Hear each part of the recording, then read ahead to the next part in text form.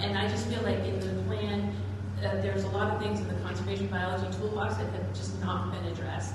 And I think the data is really, really weak in terms of going, I'm a conservation biologist. So anyway, I would love to sit down with you. I would love to create a proposal. I would love to get stakeholders together. I don't think that's something we can do on our own, but are you saying that you would entertain backing up, opening the conversation again, and letting us sit at the table with you? Because the problem is we're really frustrated, and it would be awesome if we could sit down and have a conversation with you and talk about, this is an argument, and I am anti-contentious, I don't like conflict. I would love to solve this problem. We would love to collaborate with you. There are a lot of smart people in Marin County, and there's a lot of experience here, and we can help you solve this problem, and then your neighbors will love you again. This is just causing a problem in Marin. So I'm not sure there's a question, but I'm going to talk anyway. No, so I've worked for the federal government for, I don't even know, 20 years maybe, 21 years. And before that I was a banker. I worked in the banking industry. And I don't mean to show a bias here, but sometimes the government is the last organization you want to solve a problem, right? Because we have the least flexibility.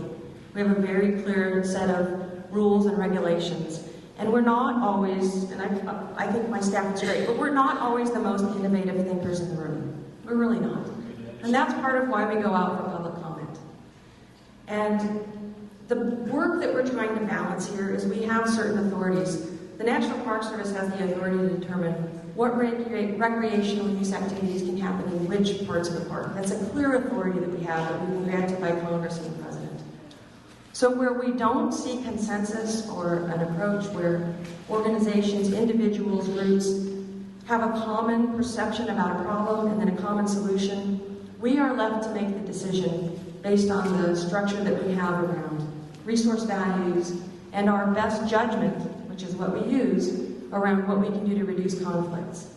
So that said, this is an opportunity to provide comments. The door to my office is always open to sit down with individuals or groups to talk about what we can do differently.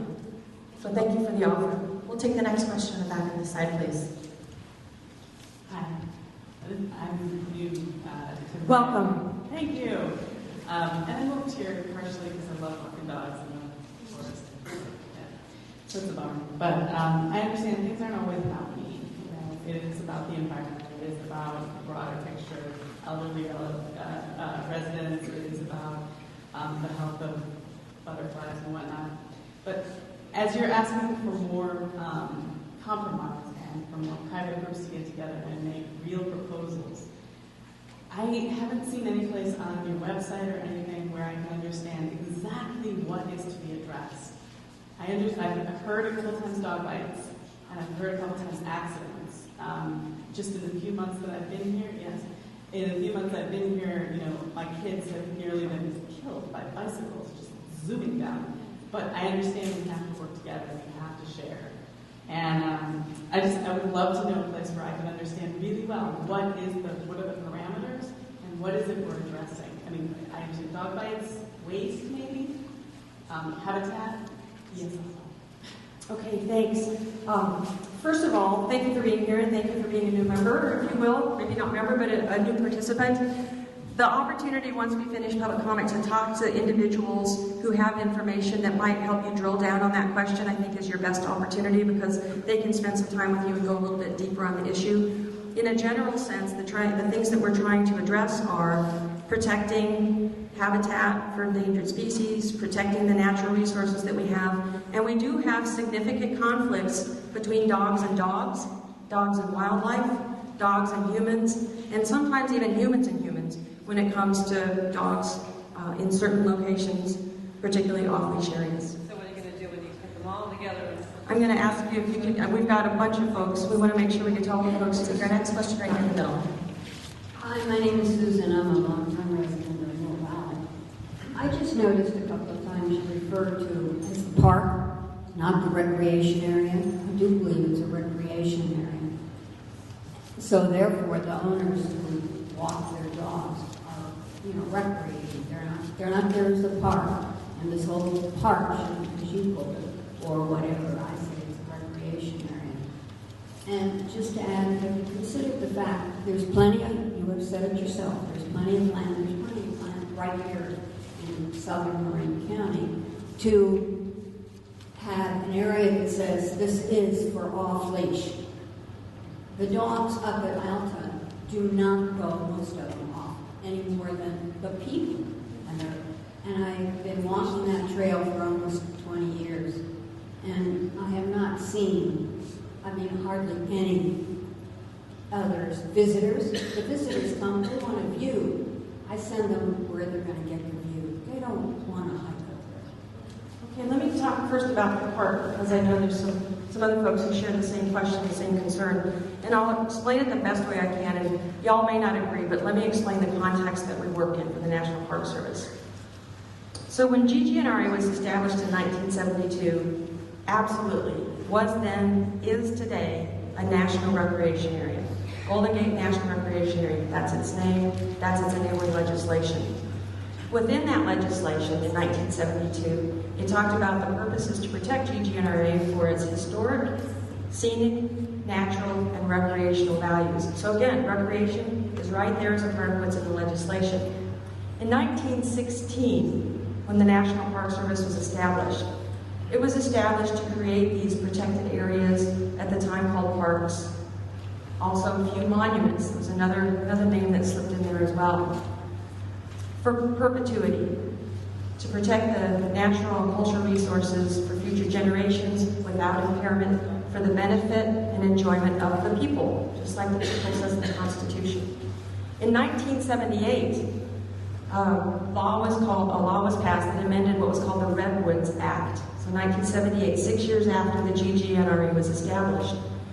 It expanded Redwood National Park, and it also changed the laws for the National Park Service. And it said that any unit, whether it's a battlefield, a historic site, a historical site, a riverway, a seashore, a preserve, a reserve, a recreation area, we have like 18 different things that we call units of the National Park Service.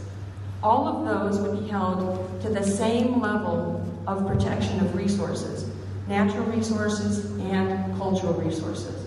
So we do in the National Park Service, we just use parks as shorthand for every unit. In large part, that's because we recognize every unit, every National Park Service employee is committed and directed by law to protect every unit to that same high level of protection.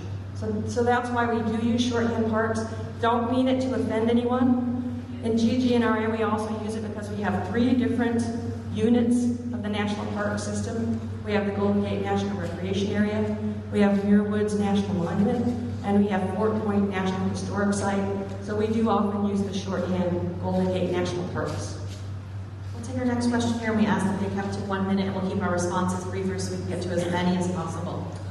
Hi, my name is Joanne, and I was just passing through town from Humboldt County on the way to Los Angeles, but I used to live in San Francisco, worked for 16 and a half years at the San Francisco SPCA. After that, I worked seasonally for the Park Service and for the Parks Conservancy at the Warming Hut. I just happened to hear about this meeting, and I'm just amazed that after all these years, this is still a contentious situation. I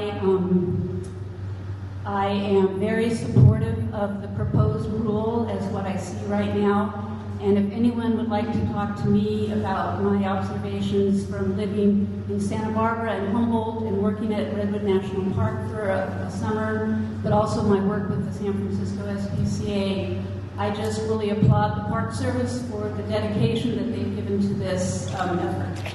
Thanks for your comment. We'll take the next question on the side, please.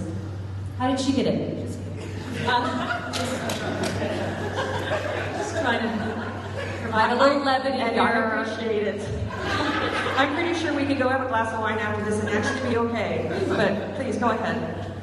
So one of the purposes for you to be here is to provide clarity. And I think for us, it's very clear that we're not welcome anymore in our GGNRA. I cannot believe that you would do this and turn away this many people. I mean, you change fire roads into name them trails. There are, you know, now I can't believe out of 40 trails in Marin, you can't find one that's adequate for off-leash dog walking. They're all protected. They're all so fragile that we can't have one of those, just one off-leash trail.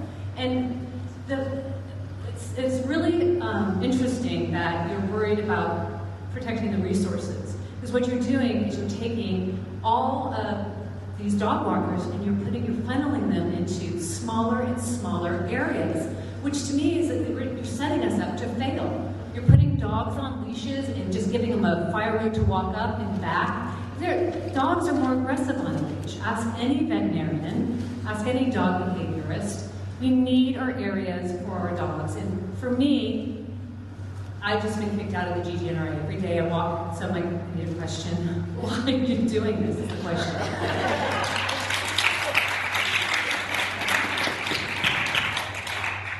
So it's an interesting question about whether you're welcome in the GGNRA, and you are welcome. It is true that your dog may not be welcome in certain areas. And we hear from both polar opposites on this question. We have had people say that I used to recreate at Muir Beach. It's been taken over by dogs and I'm not going there anymore. That's a perspective. I've also heard someone say, I bought a puppy. I never went to the GGNRA before I had a puppy. If you take away dog walking, I won't go back to the GGNRA. And so it's both sides, unfortunately, that feel like this change could either be good for them and they'll come back to the GGNRA, or it's not good for them and they're not going to come back. And our job is to try to balance that, provide areas where there is off-leash, provide areas where there's dog walking, and also provide areas where there won't be dogs allowed.